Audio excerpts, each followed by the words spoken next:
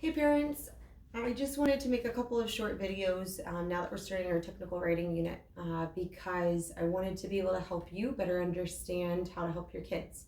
If they come home confused or they don't understand or they just didn't finish some classwork that they're needing to catch up on, maybe at home, um, the better you are able to understand or know what to look for, the better help they'll get, and essentially it's making my job 1,000 times easier, and it's making your kids more successful.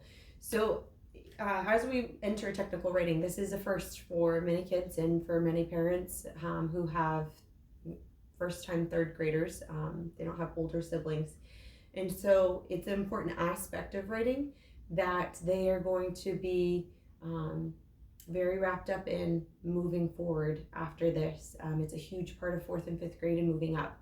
So, I start by teaching them the different types of writing so that they know the difference, because if they can't identify what type of essay they're being asked to write, then more than likely their essay part, once they get there, is going to be very confusing or even considered off topic.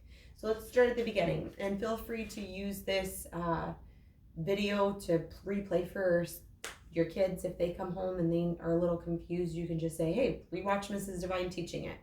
So here we go. There's 3 different types of writing I teach my students about at the beginning of a technical writing unit. There's expository or informative, opinion, not argumentative, I will get to that in a second, and narrative. In fourth and fifth grade and moving up, they are asked to write to one of 2 types of those types of writing on FSA. So I marked those ones with a T, and again, I teach the students that these are the ones that you're going to be tested on. You will have narrative units in fourth and fifth grade and moving up. It's an important part of writing, but it's not something that the state tests for. So this one I always like because it's a little bit more fun and lends itself to a little bit more freedom. So let's start at the beginning. Expository and informative. I teach them that you are being asked to write a technical essay.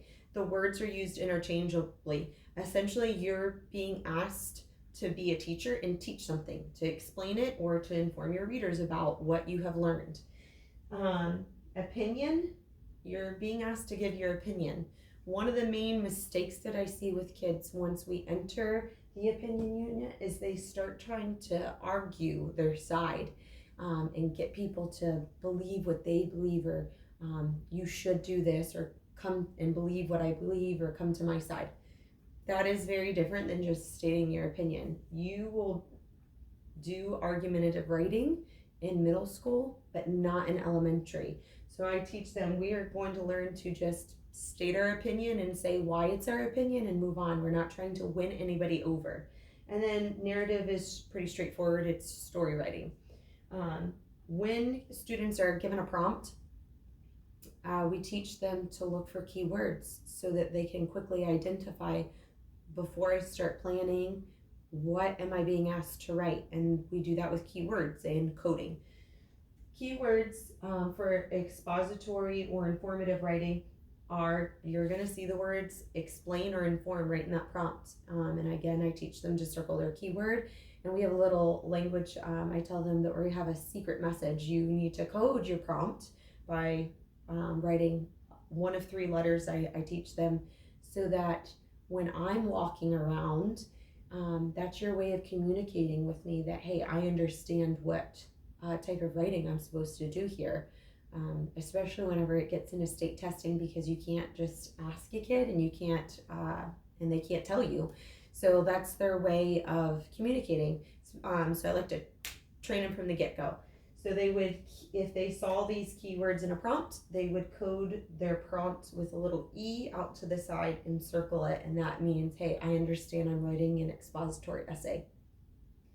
Moving on to opinion, keywords they might see are opinion, should, what you think, how you feel. I essentially teach them, and if you see something other than the word opinion, which is a dead giveaway, you're going to be asked a question. So question words. What do you think? Or explain what you're, they wouldn't say explain because they wouldn't confuse them, so that share what you think, or tell what you think. Or should somebody do this or should we do that? If you're being asked a question, you're being asked your opinion. And so essentially, if you see those question words or you're being asked a question in that writing prompt, it's a key indicator that you're being asked to write an opinion essay. So again, they would circle their key words or key phrases. They would code it with an O out to the side and circle it so that I knew, and just a little reminder for themselves like, hey, I'm writing an opinion essay. The third one, when I'm teaching them in class, which they would never get this on FSA, but we practice it in class just so that I can teach them how to differentiate between the different types of writing. If they see tell a story or tell, again, circle your keywords. That's a key indicator that you're being asked to tell a story, which is narrative. And then I would write an N out to the side and circle it. So essentially, phase 1 or lesson 1 is just how do we tell the difference between the different types of writing that we are going to be learning to do. Hope this helps if you need to rewind or play this for your kiddos at home if they need a little extra help or reminder or refresher even during the summer. Please feel free to use as needed.